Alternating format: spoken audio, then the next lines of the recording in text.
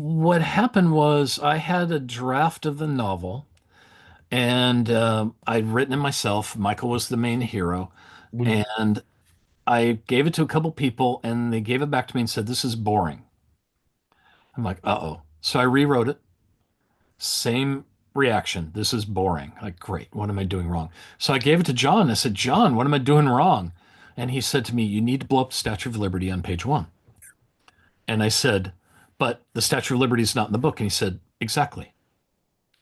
So next thing I know, I had a full outline. We're talking like a 35-page outline on this book. And he and I started writing it. And we got the first 50 pages done. And I realized he never looked at my outline at all. But that was okay because what we had was fantastic. And I showed the pages to my agent, and my agent said, "I can sell this," and did. And so we actually had a deal before the book was finished because those first 50 pages were so strong.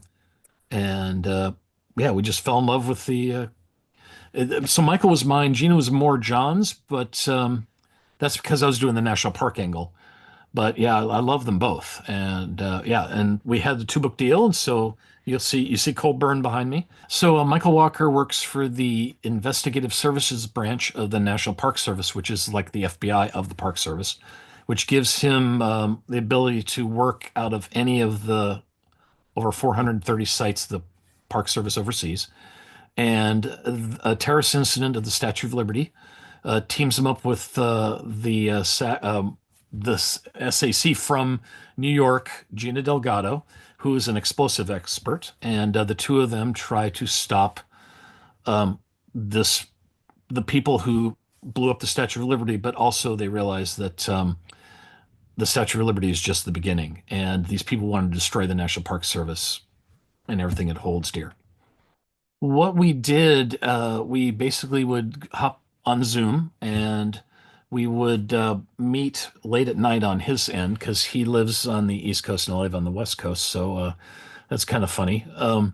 But we would work out the next 50 pages. Like, okay, this is what we're going to do. And then John actually would type like the next day, say, "Here's the 50 pages." And so it's just rough. There were gaps. They're basically like, fill this in, add something here.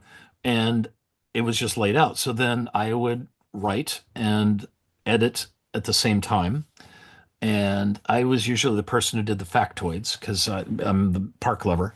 And yeah, so we would do that and like, okay, here's 50 pages. Here's the next 50 pages. Now we're going to re-edit the 100 and just kept going. It's similar to what Steve Barry does, but with two people instead of just him. What we decided right away was we knew that because of how we started it, how we had to end it. That was immediate. And then we also said, well, we need to think like what Lee Child does, which is you don't know when a person's going to pick up a book in a series.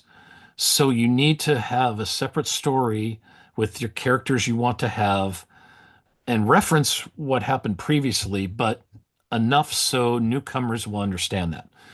So we realized we're gonna with book two, which is Cold Burn, we're just gonna go different location, different scenario, and I hope readers will join us on that as well, and they like the characters. And yeah, so we didn't think about it except the fact that we wanted to just tell a separate story. And then for book three, it's the same thing. It's like telling a separate story moving forward.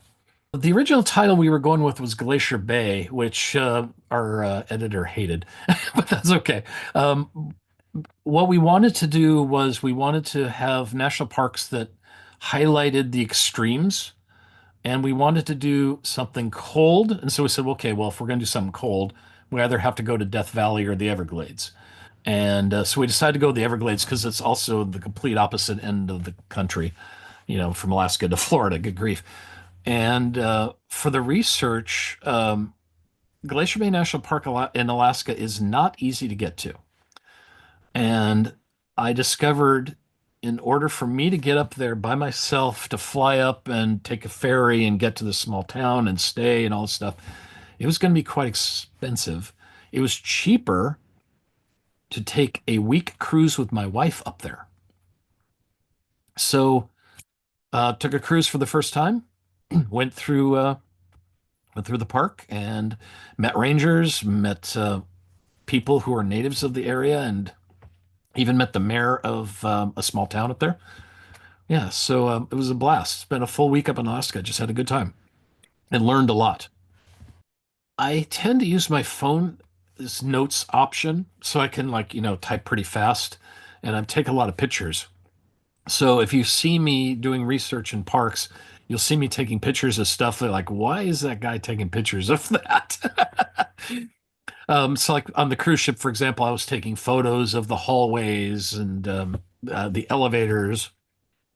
And then of course, what they do when you go into Glacier Bay National Park, the boat doesn't actually let you off. The rangers come on board. So I was able to get video of the rangers coming on board, talk to them about how they do that, and it's called a controlled collision. So the boats never stop.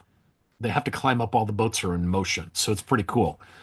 Um, yeah, so learning the terms. So the goal is always if a park ranger from that park is reading your book, you want them to go, "Oh, they know these guys know what they're talking about." Um, and I actually have some rangers who are great beta readers for me who have fixed things. Say, but yeah, so being in Alaska was just wonderful, and being actually um, on the ground, walking around, talking to the people. That's really, I think, the best way to do research, and also seeing the things in person.